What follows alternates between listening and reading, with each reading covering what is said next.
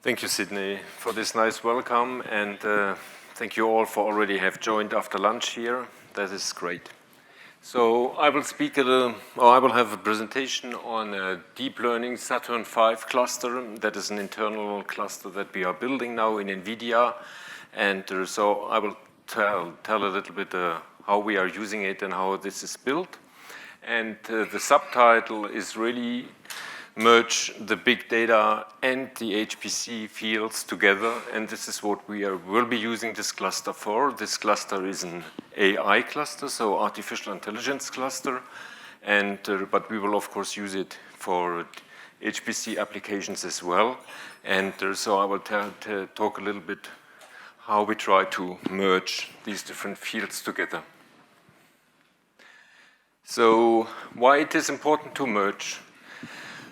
When you look perhaps in the last 10 years of the big events that have been happening, the first with Oak Ridge from a GPU basis now. With Oak Ridge, we installed the fastest supercomputer of the world with nearly 20,000 GPUs, and that was done in 2011. And of course, normal HPC-like related work is going on this cluster. So there were a couple of big discoveries. So how mutates resist to drugs, and the first HIV virus simulation, the human genome was done on that one, okay? And so there are a couple of really HPC-related results that have been obtained on these clusters. But at the same time, you also see that in the 2012 timeframe, the AlexNet, so ImageNet competition, is winning on deep learning, and then Stanford builds the first AI cluster using GPU. This, by the way, was a very cheap AI cluster, so just a couple of racks, and they could do things that were really impossible before. So they were using GPUs to get all these very famous results that they are doing now at Stanford. And then with the ImageNet here, we see a little picture of the ImageNet contest. So ImageNet is to identify a couple of classes, so you have to identify correctly classify your picture, and you have to learn what is on the picture.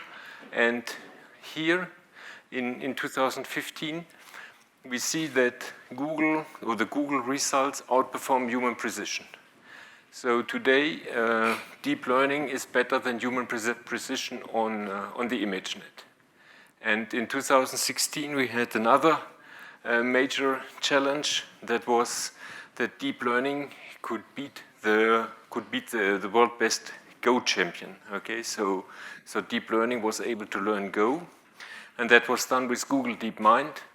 And yeah, so this was really a very challenging task that was done there.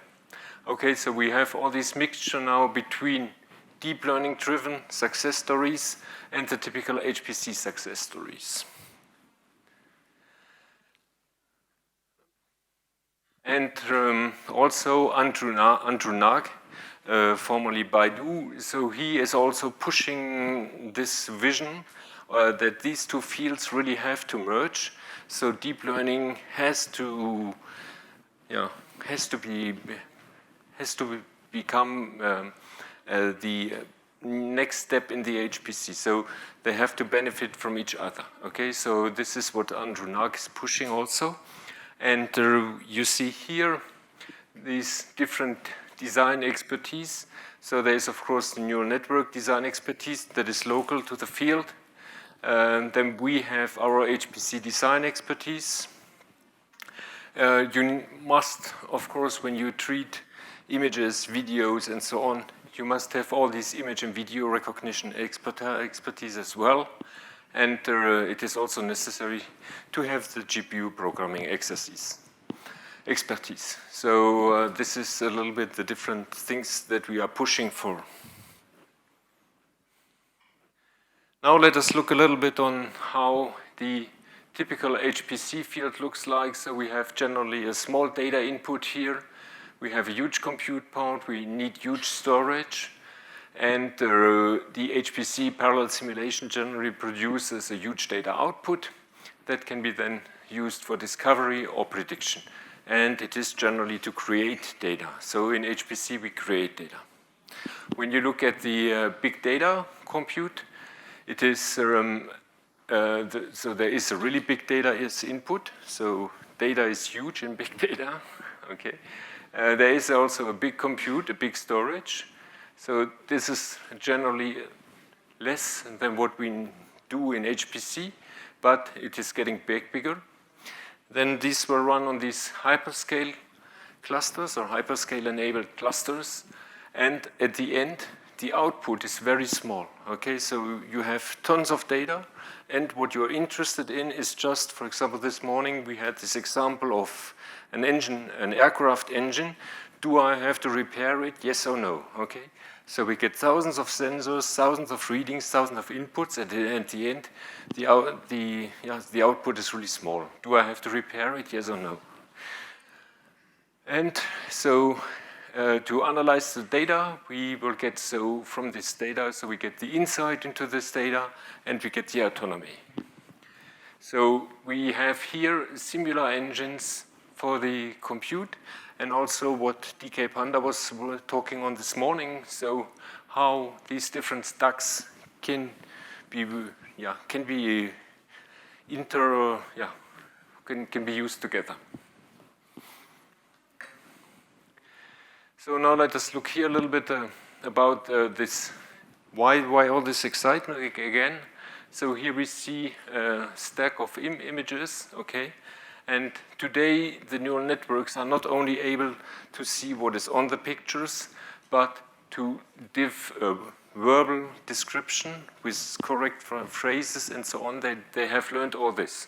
Okay, so today, when I show these pictures here, the neural network is able to tell me that this bird has yellow belly and taros, gray back, wings, and brown throat, nape with black face, okay?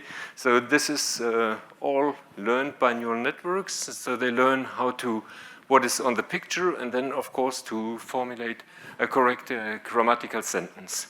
And in this way, once we get the text output here from the picture, then it is very easy for HPC-like algorithms or any other algorithms to work from this point, because we have this description in words, and then we can analyze the words in other algorithms.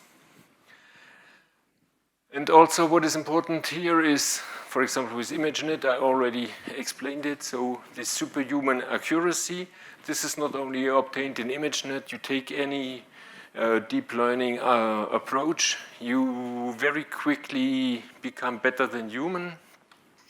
This can be done for example, speech recognition and so on. Whatever field you are touching, very quickly the deep learning approach is getting better than human. And here we see a little bit the performance. So we are running faster and faster on the different GPU configurations with the different libraries. And this is only in 3 years, okay? So we started in 2013 and today 2017. So it is on a very short time frame, so we get a big improvement here on the computational processing. I will have a little description on what is, where it can be applied.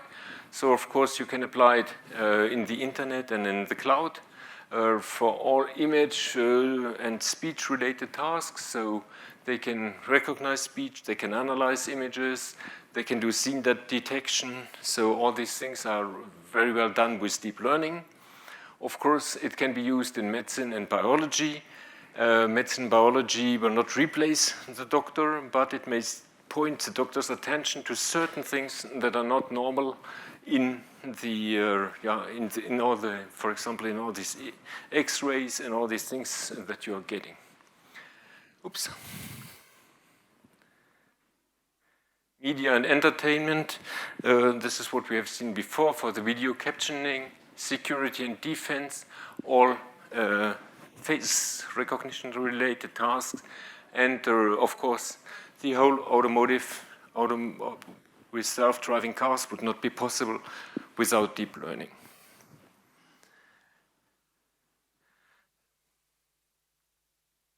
So now let us see a little bit how this deep learning applies. We already saw this earlier, so I will not come back to this.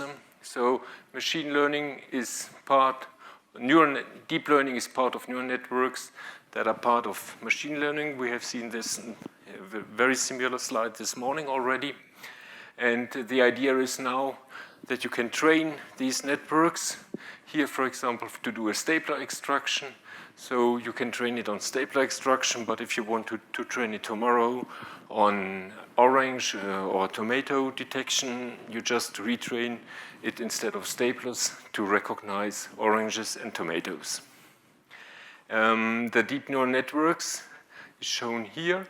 They're called deep because they have now a very deep number of layers, and then they can be used to learn what is required. The deep learning community, when they want to start their application, so for example, the image classification, voice recognition, or recommendation engine, so this is what they want to do, then they will always use one of the frameworks. Frameworks are like scripting languages. They help you to easily design and configure the network.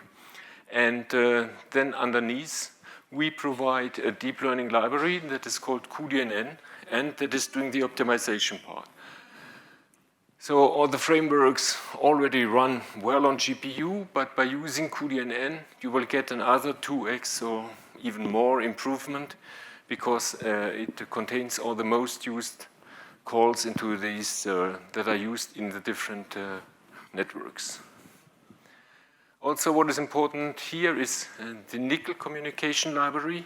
Nickel communication library, we will see this later, is using a ring-based algorithm and will be used as, for example, when you need to broadcast between the GPUs. But I will come back to this on another slide. So here we see a little bit how the different frameworks with some more, what is their origin. Here we see, for example, TensorFlow has a C++ or Python API, MXNet, Caffe is Python and MATLAB, and so on. So you see that most of these frameworks can be addressed with Python, and they all run on multi-GPU, and they are all using data parallelism. Data parallelism means I can distribute the data among multiple GPUs. Okay, so this is possible today. So now we want to have a look here, a first look on what we are running on the Saturn cluster. And this one here is a TensorFlow benchmark, and it has different networks here. Where do we see this? Yeah, here. AlexNet, GoogleNet, ResNet 50, ResNet 152, and VGG. Okay, so all these are different network architectures.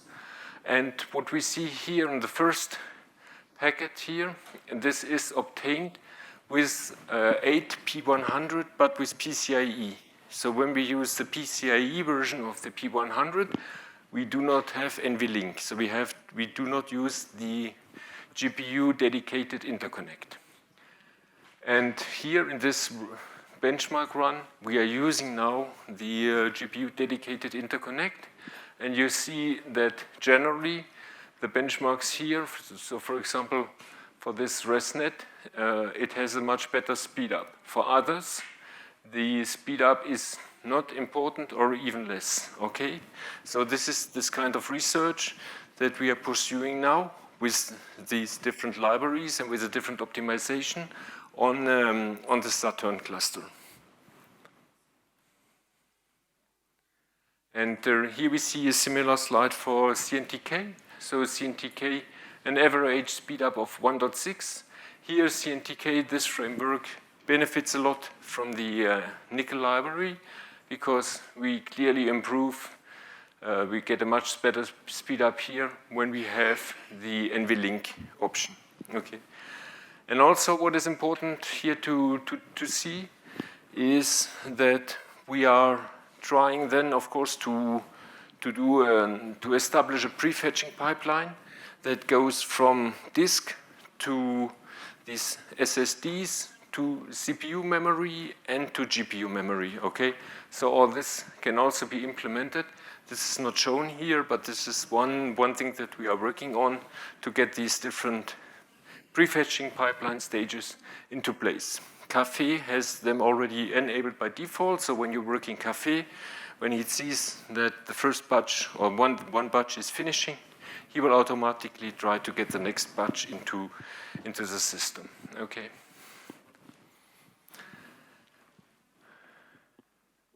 One very important task is also inference. So inference means once the network is, once training is finished, you will deploy it.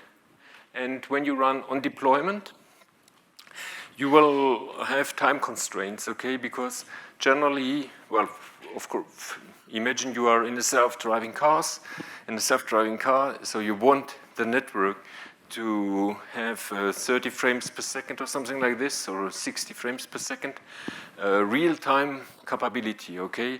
You do not want to get the answer 15 minutes after or 10 minutes after when the accident already happened, okay? So it is really, really important that when you go to deployment, that it runs as quick as possible. And also, if you want to classify your objects, your images, you do not want to wait 10 minutes until finally your face was correctly identified and so on. And here we see also one important thing, that today on the GPUs, we have different floating point precision. So the first thing I want to remember is when you deploy, you can always do the pruning and the white compactation and all these things that have been explained in the talk earlier. So this is the first thing. The next thing is you can perhaps use different floating point precision formats. So on the GPUs, we have, of course, the FP32-bit, the normal floating point format, but we also have integer 8 on the P4.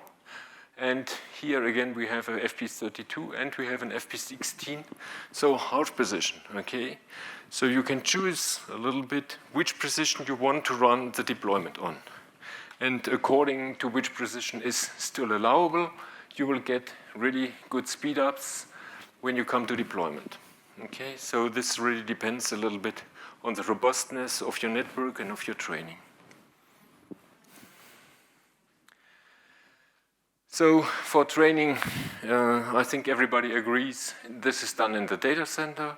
And then when you go to inferencing, you are under time constraints and you have to run as quick as possible. So now let me come to SaturnV.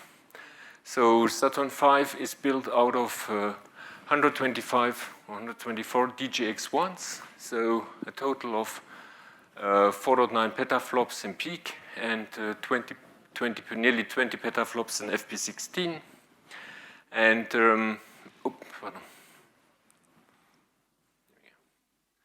and it is used inside Nvidia for all research that we are doing internally.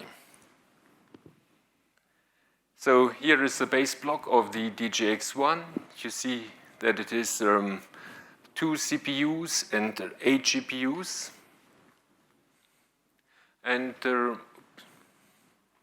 going in. Okay,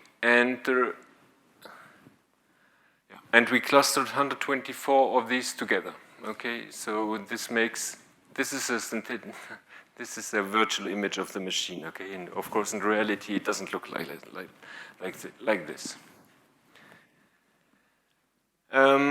As already mentioned, so we run, or this machine is internally, and we run deep learning on it, and of course the HPC codes. And so we see here, for example, plasma turbulence.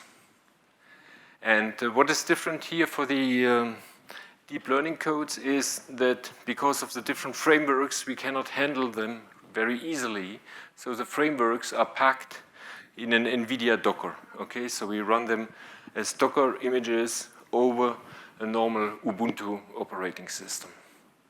So we all deploy the deep learning in containers.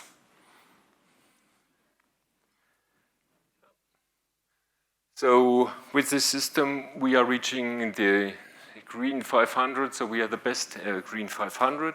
And also what is important here is when you look a little bit at the exascale, so we have 9.4 gigaflop per watt.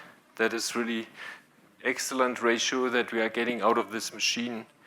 And it is promising for our further installations, for example, at Oak Ridge and for the exascale. Here are a couple of use cases that we also run on the machine. So NASA has the DeepSat, and the weather forecast and all these things are very important, of course. They are used in both communities, deep learning and the HPC. Okay, I will skip the resources. I will skip this. And I come to the end. Okay, thank you very much.